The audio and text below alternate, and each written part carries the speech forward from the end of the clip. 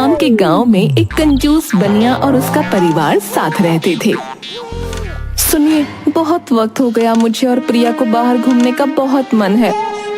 अभी कुछ वक्त रुक जाओ, हैं? अभी जेब में जरा भी पैसे नहीं हैं। आपसे जब भी बोलो बस यही बात कहते हैं। आपको अपने परिवार से ज्यादा पैसे से प्यार है। अरे भाग्यवान, ये पैसे आखिर मैं किसके लिए कमा रहा हूँ? तुम लोगों के लिए ही ना। भूल से भी जो कभी हम पे खर्च करो वो दिन न जाने कब आएगा। जुगाड़ी लाल कंजूसी के लिए पूरे गांव में फेमस था। वो लोगों से अपना एक एक रुपया वसूल लेता था।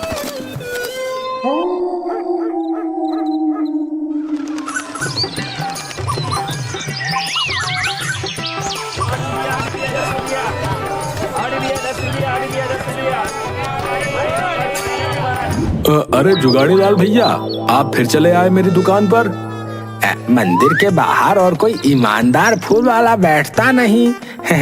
लौट फिर के तुम्हारे पास आना पड़ता है। हाँ हाँ, कंजूस राम, पूरे मंदिर के बाहर कोई फूल माला तो देता नहीं तुझे। मुझे मस्का तो लगाएगा ही।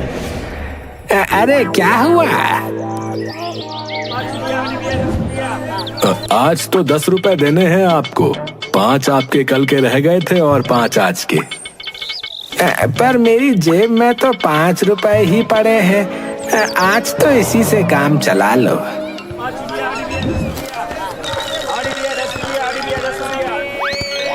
कोई तो इस धरती पर ऐसा होगा जो इस कंजूस बनिए से पैसे निकलवा सके। आधा वक्त तो ये अपनी कंजूसी और अपना पैसा कैसे बचाए उसी सोच में निकाल देता है। मंदिर में भी क्या पूजा करता होगा।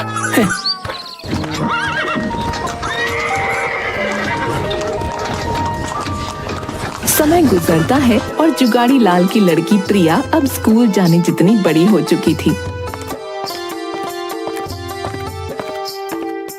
सुनिए, प्रिया बड़ी हो रही है। उसका किसी अच्छे स्कूल में दाखिला कराना होगा।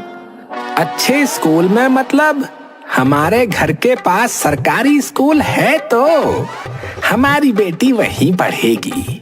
आप जानते हैं आपकी बेटी का सपना क्या है, वो क्या करना चाहती है? सरकारी स्कूल में पढ़ने वाले बच्चों के क्या सपने नहीं होते? आपकी इकलौती लड़की है, उसे महंगे ना सही पर कम से कम इंग्लिश मीडियम स्कूल में तो पढ़ाओ। आपको अपनी बेटी का फ्यूचर समझ नहीं आता क्या? उसे डॉक्टर बनना है। पता है, साथ के शर्मा जी का लड़का सरकारी स्कूल में पढ़कर इंजीनियर बना है। इंजीनियर। हमारे ललन चचा, उनकी लड़की, वो तो आईएएस की तैयारी कर रही है।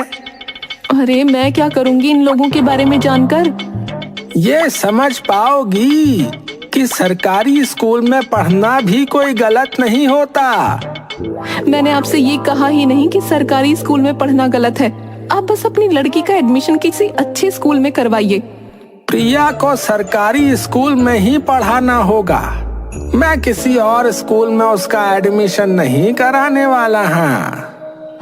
ना चाहते हुए भी मीना को अपनी बेटी का सरकारी स्कूल में दाखिला करवाना पड़ता है।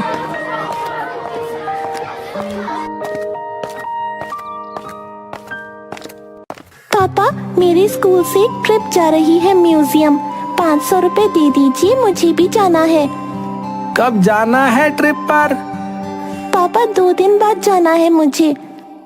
बेटा सॉरी, 2 दिन बाद तो मुझे भी शहर जाना है, तो मैं तुझे मना तो नहीं कर सकता, पर मुझे शहर से कुछ दवाई लानी थी। मेरी तबीयत कई दिनों से ठीक नहीं लग रही थी। कोई बात नहीं, तू अपनी ट्रिप पर चली जा। नहीं नहीं पापा, कोई बात नहीं, मैं फिर कभी चली जाऊंगी। आप अपने लिए दवाई ले आओ। प्रिया, तुम अपने कमरे में जाओ। सुनिए, मुझसे, पूरी दुनिया से, हर किसी से झूठ बोलते हैं। कम से कम अपनी बेटी से तो झूठ मत बोलिए। मैंने कौन सा झूठ बोल दिया? पैसे नहीं देने हैं, ट्रिप पर घूमने नहीं भेजना है तो साफ मना कर दीजिए। हर बार उसे आशा में क्यों रखते हैं? हाँ हाँ, मना करके उसकी नजरों में मैं एक बुरा बाप बन जाऊं, यही चाहती हो ना तुम? आपकी ये कंजूसी एक दिन आपको और इस परिवार को ले डूबेगी। यमराज और चित्रगुप्त जुगाड़ी लाल की कंजूसी देखकर हैरान थे। चित्रगुप्त, आखिर ये किस तरह का इंसान है? इसमें ना तो कोई भावना है, ना किसी के लिए प्यार है। इससे बड़ा कंजूस तो मैंने आज तक नहीं देखा। यमराज जी, आपने तो ये भी नहीं देखा कि ये मंदिरों में भी फूल माला खरीदने वालों से कैसे फूल मालाएं खरीदता है। चित्रगुप्त जी, क्या कहना चाहते हैं आप? साफ साफ कहें। कल मैं मंदिर के बाहर खड़ा होकर इसे देख रहा था। इसने एक बगीचे में से कुछ फूल तोड़े और फूल वाले को 2 रुपए देकर कहता है कि इसकी माला बना दो। फूल तो मैं लाया हूँ, पैसे किस बात के, बस 2 रुपए बहुत हैं। चित्रगुप्त जी, हमें इसको सबक सिखाने के लिए धरती पर जाना ही होगा। वक्त गुजरता है। मीना की लड़की प्रिया अब बड़ी हो चुकी थी। उसे MBBS करने के लिए अब एक कॉलेज में दाखिला करवाना था। पापा, बहुत सारी यूनिवर्सिटी का एग्जाम्स निकले हैं, मुझे कुछ पैसे दे दीजिए ताकि मैं वो फॉर्म भर सकूं। बेटा, मैंने पास के शहर में तेरे लिए एक कॉलेज देख लिया है। मैं तेरा दाखिला उसी में करा दूंगा। अच्छा पापा, अच्छे कॉलेज में पढ़ूंगी तो अच्छी डॉक्टर बनूंगी। कॉलेज अच्छा होने से कुछ नहीं होता बेटा, पढ़ाई में मन लगाने से अच्छे डॉक्टर बनते हैं। हाँ सुनिए, कम से कम अब तो हमारी बात सुन लीजिए। कहीं ऐसा ना हो कि बहुत देर हो जाए। मेरी बेटी पास के शहर में रहकर डॉक्टरी की पढ़ाई करेगी और मुझे उम्मीद है कि वो अच्छी डॉक्टर बन के ही आएगी। मुझे और कुछ नहीं सुनना। हाँ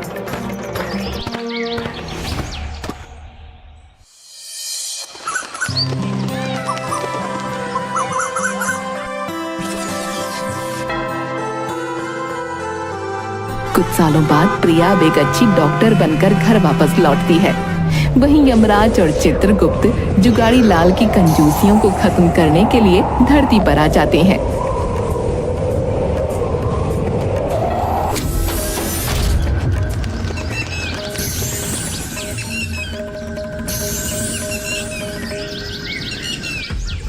चित्रगुप्त जी, इस इंसान को कुछ इस तरह से सबक सिखाइए कि इसकी कंजूसी खत्म हो जाए। प्रभु, सबको अपनी जान प्यारी होती है, इसे तो बहुत ज्यादा होगी। क्यों ना इसे बीमार कर दूं?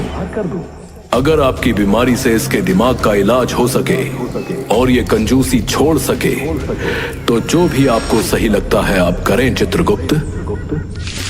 कुछ दिन खुशी के बीतने के बाद अचानक से जुगाड़ी लाल बेहोश होकर जमीन पर गिर पड़ता है। बेटा प्रिया, जल्दी करो, एम्बुलेंस बुलाओ, जल्दी पास के हॉस्पिटल चलते हैं। माँ परेशान मत हो, मैंने एम्बुलेंस को कॉल कर दिया है, जल्दी ही आने वाली होगी। बेटा, मुझे हॉस्पिटल नहीं जाना, तू भी तो डॉक्टर है, मेरा इलाज तो ही कर दे। पापा, मैं डॉक्टर हूँ पर हर चीज का इलाज नहीं करती हूँ, मैं आँखों की डॉक्टर हूँ।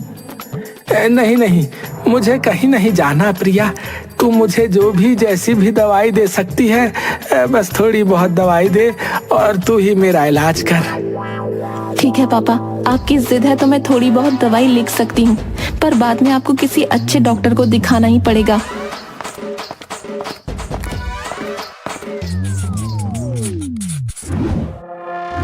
जुगाड़ी लाल अपनी बेटी से ही कुछ दवाई लेकर खड़ा हो जाता है। यमराज और चित्रगुप्त देखकर हैरान रह जाते हैं, पर 2-3 दिन की दवाई खाकर जुगाड़ी लाल को लकवा मार जाता है। जुगाड़ी लाल, अब तुम्हारी इस धरती को अलविदा कहने की बारी है। अब तुम इस धरती पर और नहीं रह सकते। पर आप हैं कौन और मैंने ऐसा कौन सा गलत काम कर दिया जो मैं इस धरती पर नहीं रह सकता? जुगाड़ी लाल, ये यमराज जी हैं और तुमने अपनी कंजूसी के कारण गरीब लोगों के साथ बहुत गलत किया है। अभी भी अपनी गलतियों को मान ले जुगाड़ी लाल, वरना इस दुनिया से अलविदा कहने में तुझे ज्यादा वक्त नहीं है। यमराज जुगाड़ी लाल से ये बात कहकर वहाँ से चले जाते हैं। प्रिया अंदर ही अंदर परेशान होती है कि उसकी दवा से उसके पापा को लकवा मार गया, इसीलिए वो दूसरे डॉक्टरों से बात करती है।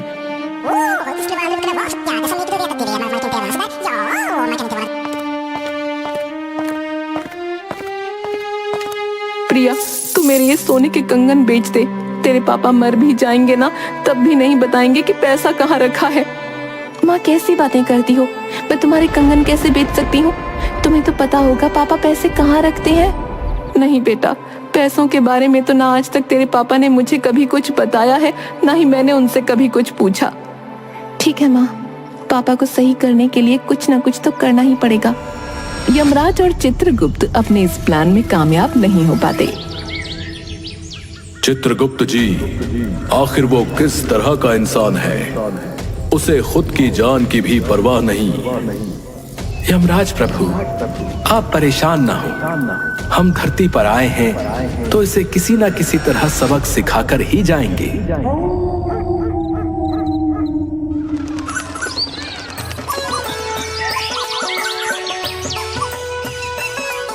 जुगाड़ी लाल अब बिल्कुल ठीक हो जाता है।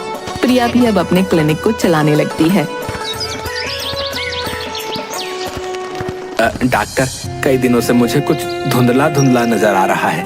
मेरी आंखों में दिक्कत हो रही है। जी, आप परेशान ना हो और अपना नाम बताएं, मैं अभी चेक कर लेती हूँ क्या परेशानी है। जी, मैं राजू हूँ और पास के गांव से ही आया हूँ। जल्द से जल्द मुझे ठीक कर दें तो आपकी बड़ी मेहरबानी होगी।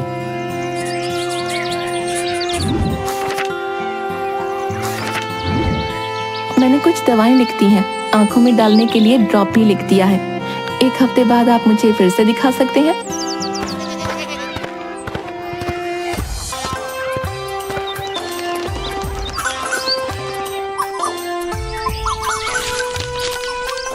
एक हफ्ते बाद राजू प्रिया के क्लिनिक पर आकर शोर मचाने लगता है और लोगों को इकट्ठा कर लेता है। हे भगवान, ये डॉक्टर नहीं हैवान है। इस डॉक्टर ने मुझे अंधा कर दिया। अरे राजू, आप इस तरह से मत करिए। आइए मैं देखती हूँ क्या दिक्कत है। मैं अंधा हूँ, पागल नहीं। अंधा भी आपकी वजह से बन गया। आज से 1 हफ्ते पहले मुझे कम से कम कुछ दिखाई तो दे रहा था। आप जैसे डॉक्टर की वजह से मैं अंधा हो गया। कुछ नहीं आता आपको। पर मैंने तो अपने डॉक्टर की पढ़ाई में यही पढ़ा है, मैं गलत दवा क्यों दूंगी? राजू जोर जोर से हल्ला करता है। तभी कुछ अच्छे हॉस्पिटल के सर्टिफाइड डॉक्टर वहां आते हैं। यश, सोनल और सिमरन तीनों एक दूसरे से बात करते हैं।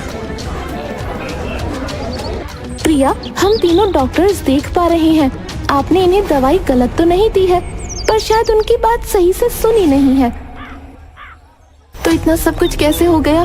मैंने तो अपनी डॉक्टरी में यही पढ़ा था। आपसे गलती तो हुई है प्रिया जी।